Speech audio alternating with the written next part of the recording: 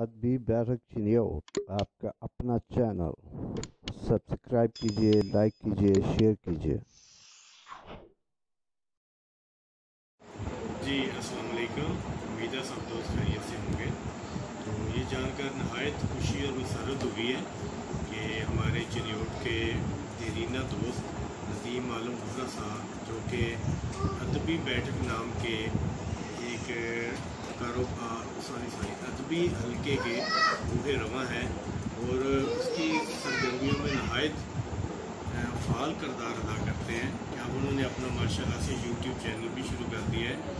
उम्मीद है कि चिन्योट जैसे तारीखी शहर की शान और रौनक बढ़ाने में जिस तरह नदीम आलम वोहरा साहब और उनकी रुफ़कार अदबी बैठक जैसे माशाल्लाह अदारे को लेके चल रहे थे, उम्मीद है कि इंशाल्लाह इसमें मज़ीद चार चांद लगेंगे और नदीम साहब की सरपरस्ती में इंशाल्लाह हमारे अंदर भी कोई अदबी शौक़ जो है परवान चढ़ेगा।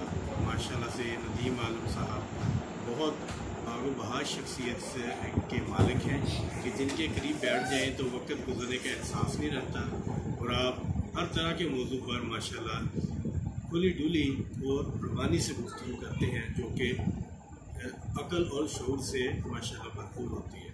आप सब हज़रात का तवज्जो का बहुत शुक्रिया। Thank you. अल्लाह हाफ़िज़।